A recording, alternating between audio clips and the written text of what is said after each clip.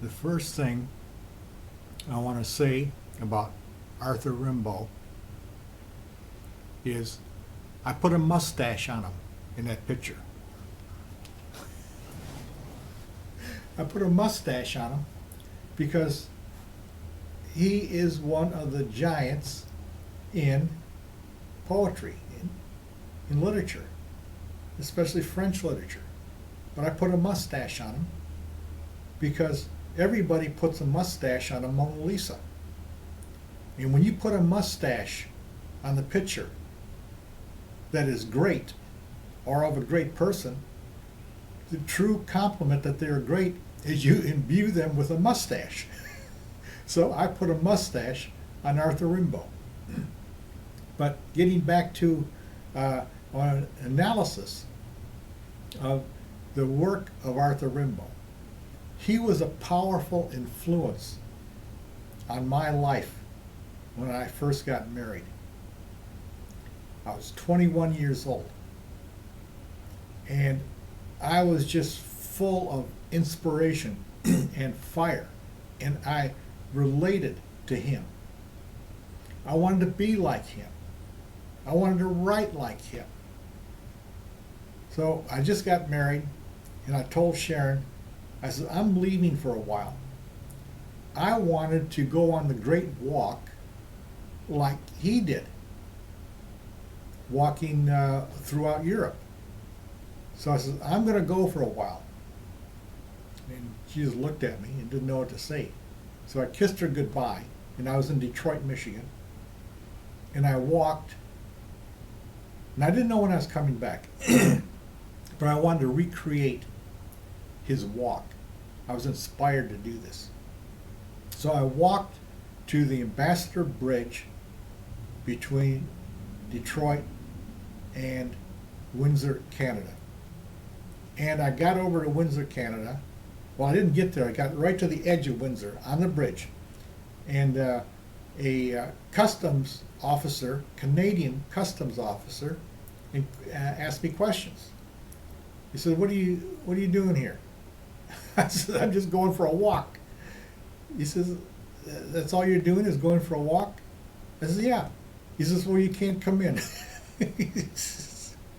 So he turned me around, and I went back home, and I found out later, this was tragedy, that Sharon went over to my father at his shop in Detroit, his radio and TV shop, and she was crying. She said, he left me. He left me. He's not coming back. And my father, when I got back, because that same day I got back, I didn't get anywhere. My father was angry as possible at me. Now, how dare I leave my wife? And Sharon was so happy to see me come back. Anyways, he was a powerful influence on my imagination, my artistic imagination. I mean, overwhelming. His words just struck me powerfully. But anyways, getting on with analysis now, over 50 years later, and I was reading this book. It's Penguin Book of French Verse.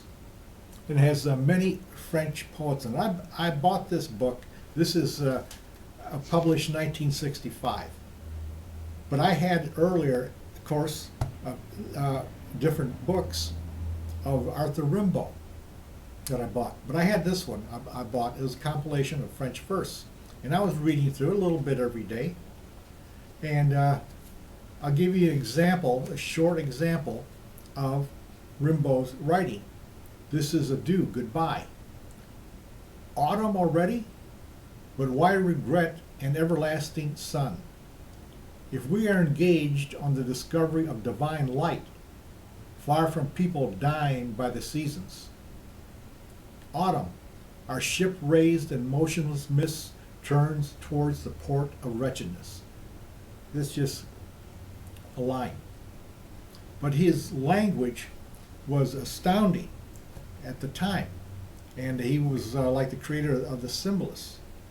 And his language was just full of references and I don't even know where you come up with this, but he was like Mozart, Amadeus Mozart, who was a child prodigy at the piano.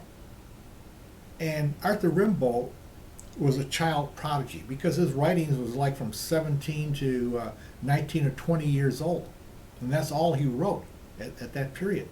But he was like Mozart, just as a creative burst.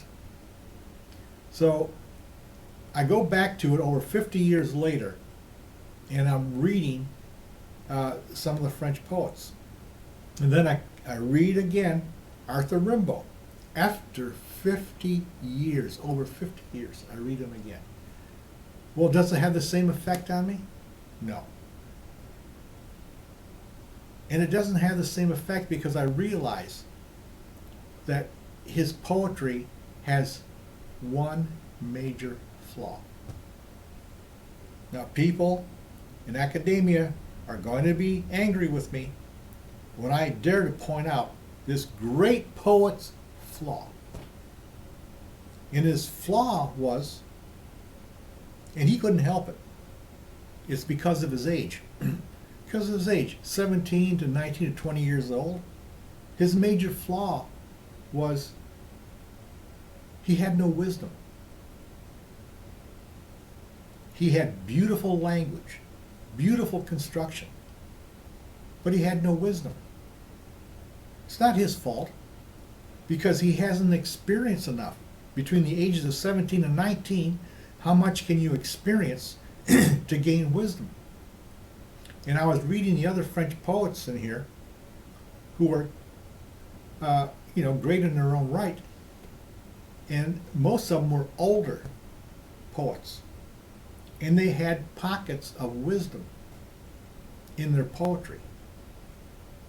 But Rimbaud, as wonderful and great as he was, lacked wisdom. And if he would have continued to write, it would have flowered in his poetry.